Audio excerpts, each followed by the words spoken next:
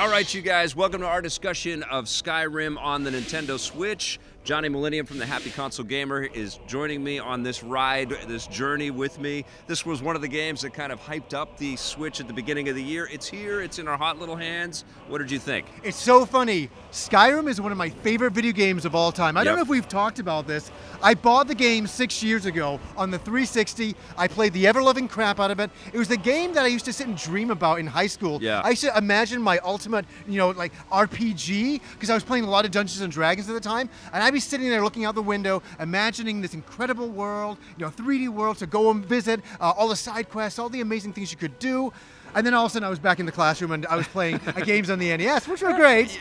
But they were all just about imagination, but here it was realized, right? And it was really, I think, a lot of game players, a lot of video game players' first real sort of introduction to open world storytelling, and it's just this mind-blowing expansiveness, and it rocked it, won all kinds of Game of the Year awards, and it deserved every accolade that it earned. It did, and I absolutely love the game there. Yeah. And then all of a sudden we come to the Switch version, and everybody wants to know about the Switch version. This is the most hyped game. It is really hyped. Well, it's just Nintendo Switch. Yeah, the idea of having that massive universe, that huge, world to explore, all those different directions that we can go, all those different side quests and characters. We get to see them again, but we can take it anywhere that we want to.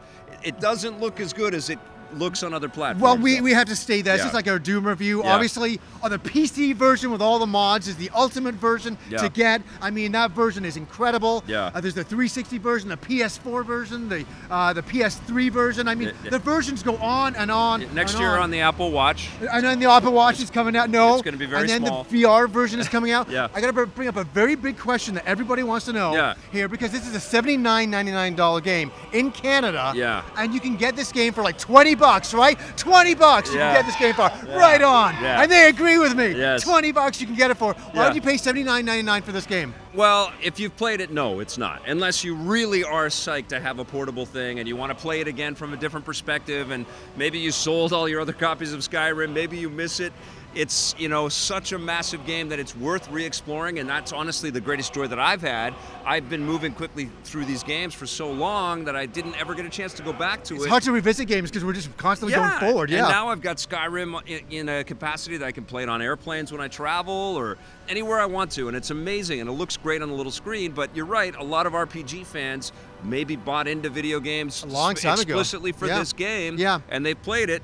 But it has been 6 years, and as we know, new people are introduced to these consoles every time there's a generational change. There's a very big chance that there's a huge group of people out there that haven't played it. Yeah, and they want to play it, or they're Nintendo fans and they never got it before. And I think when I see this game, I'm going back to that kid when I was younger again. When my mom would be saying to me, John, get into bed right now. And I'd be like, no, I don't want to go to bed. I'm like, okay, fine. And I go into bed, and I'm a little kid, and I can just put the covers over me, and then all of a sudden, I can be in the Skyrim world with the portable version, and that's the version that's amazing. Well, you can also bring in all your amiibos and put your Zelda costume on. You can run around as Link in there. That's pretty cool. You know what I mean? And the functionality is sweet. It does look good on a TV. It's certainly not going to look as shiny as the definitive stuff with all the, HDR bells and whistles, and everything of course, else. But it still looked great to me, and it's just fun to explore. And I'm happy that it's here. It's another one of these, notches on the Switch belt. On the Switch belt that just kind of shows the machine's got some legs, and it's got some versatility, and it can have mature games on it. It's funny that you say that. When I first started playing the game, and you're on the wagon, and you go into the town, and all of a sudden there's the beheading, and I was like, oh my God. It's on a Nintendo machine. This is on the Switch. This is great. There needs to be more beheadings on the Nintendo Switch. I think there will be. I mean, the machine is selling really well, and all kinds of cool games keep appearing for it. I think this is mission accomplished, but it's not going to surprise you. No, if you know this world. It is, again, the portable version, type of thing that's going to be the selling point. Like you were playing it in the theater tonight. I know. That was so cool. You can sit around, and I'm looking over your shoulder, and I'm like, oh, don't go that way. Oh, look out, the giant's coming after you. And it's kind of fun. It's such a treat. The music and just getting lost in all the spoken dialogue and all these weird, quirky characters.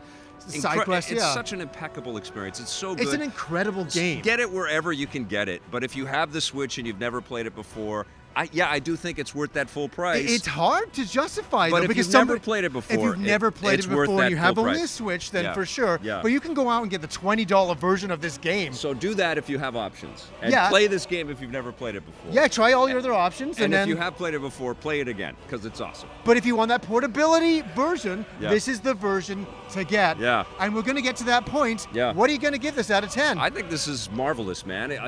How can I fault it? It's a 9 out of 10. I would give it more if it Wow, was all that's- fresh. yeah, but it's an awesome game. I'm going to give it an 8 out of 10. It's a solid game, but it's Yeah. 6 years later. It's $79.99. It's a Yep. full price, very expensive. I can't completely justify it, but it is a great game. It's a great game. The portability will sell you.